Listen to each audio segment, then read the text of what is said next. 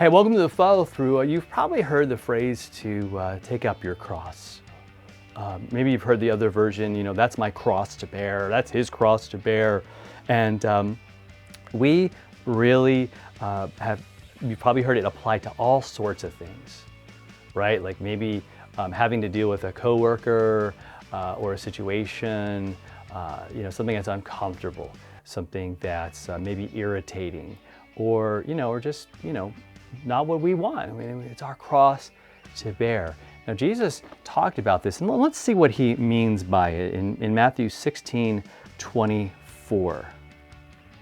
Okay, now the context is really helpful because Jesus has just told what's going to happen to him, to his disciples. He's like, I'm going to suffer, die. All these things are going to happen to me. I'm going to be killed, and on the third day, I'm going to be raised to life. And Peter says, no way. Far be it from you, Lord. No, that's not going to happen.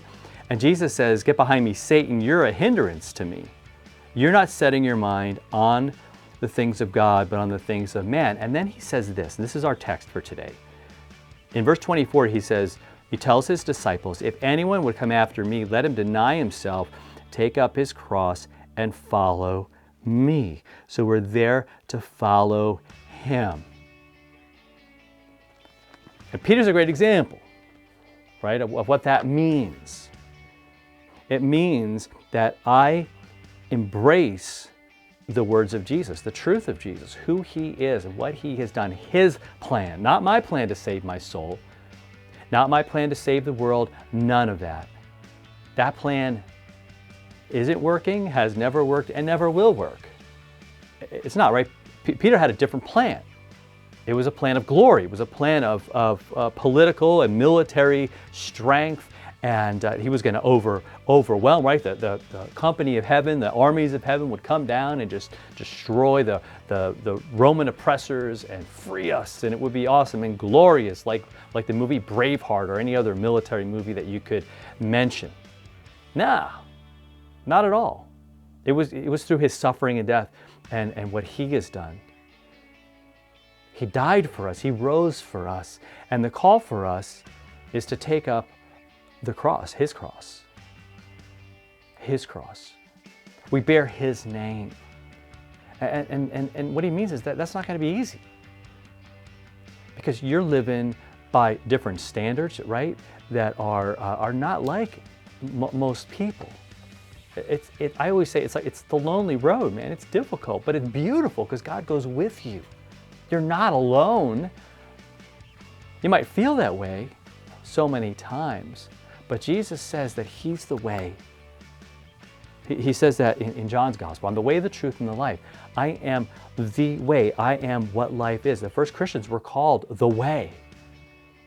It's a different way of life, and it's one that people are not going to understand. I'll tell you that right now. They're going to think you're self-righteous. They're going to think, well, you're judgmental. They're going to think all of those things when simply like, hey, I just don't want that for my life. And honestly, I don't want that for your life because I see how deadly it is. I see where it is. I have that truth. Now, again, the key is for us to speak that in a gentle way, in a way that's not judgmental, but that speaks truth. All the same, God's the judge. Jesus is the judge. But I have to use discernment, right? There is right and there is wrong. The world doesn't seem to think that. We might not even think that sometimes, but there is. There is. It's black and white. There's sin and there's right and there's loving God and there's a difference between those two, between sinning and loving God. And Jesus says that you carry that, you lift that. That's who you are. No matter what, that's who you are. Now you can play to the crowd and you can like sort of act like that doesn't matter or it's not there. And again, and where that will lead will be away from Jesus because you're pushing him and his truth and his values and all of that away. And ultimately his forgiveness and his cross. But I'm here to say, no, I want all of that. And I want you to want all of that, all that he gives, his forgiveness, his love, his mercy, his grace. He bled and died for you, gave his life for you on that cross. And so we follow him, we carry that.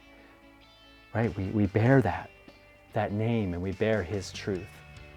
As difficult as it can be, because we know the eternal difference that he has made for us and that truth can make in the lives of others. All right? So no matter what, whether it's popular or not, man, we're going for it. So again, I want you to pray about that today. I want you to really think about that today. What that cross feels like, what that cross is like. That it's not just a trivial thing. It's not just an inconvenience or an irritation. It's the full weight of this truth and who Jesus is.